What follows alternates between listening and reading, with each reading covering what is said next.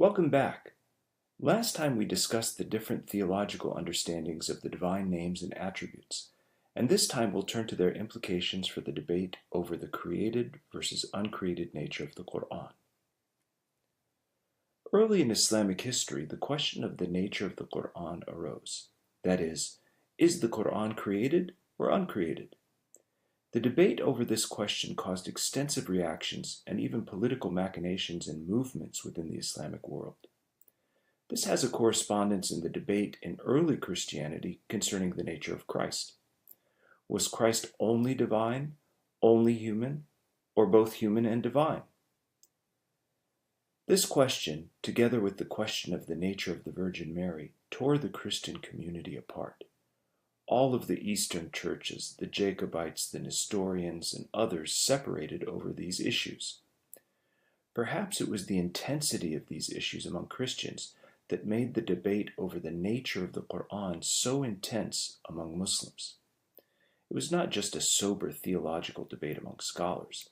It was a major event, and it pitted various forces within the Islamic world against each other. So let's understand what the issue is. What do we mean by whether the Qur'an was created or not?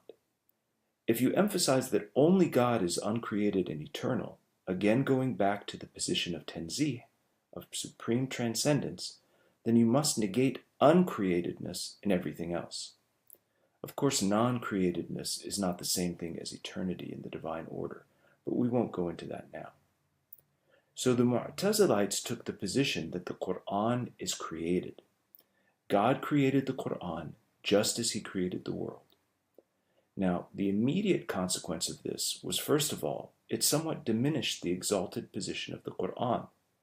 That was its practical aspect.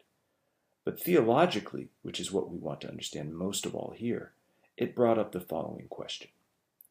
Is the Qur'an the Word of God?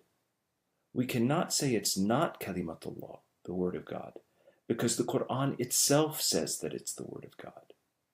Anyone who doesn't accept that the Qur'an is the Word of God is not a Muslim, obviously. So is the Qur'an the Word of God? The answer of the Mu'tazilites would be yes. But those who were opposed to the Mu'tazilites asked, before the creation of the Qur'an, what was the Word of God? If you say God had no word, and then suddenly he had a word, that would introduce change into the divine nature. But the Mu'tazilites took the position of the createdness of the Qur'an to protect the unity of God, that only God is uncreated and eternal, once again asserting pure tanzih, whereas the traditional Islamic community, many of whom were not even interested in kalam, were up in arms about this. It really split the community and caused a great deal of debate and resentment.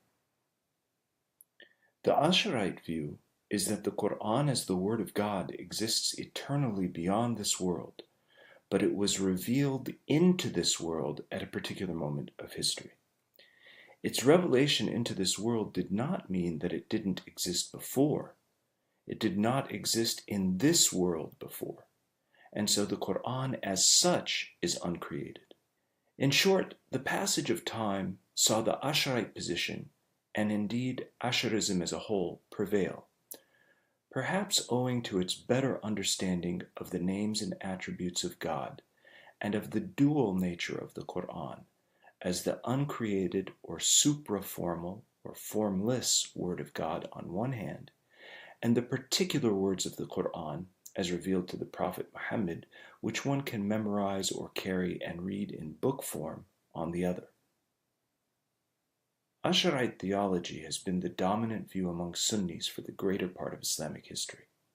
If the Mu'tazilites were rightly charged with an excessive use of reason in approaching such theological questions, the Asharites incorporated dialectical methods while avoiding the other extreme of fideism.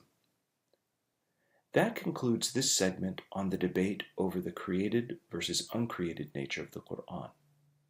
Next time, we'll discuss the question of God's justice.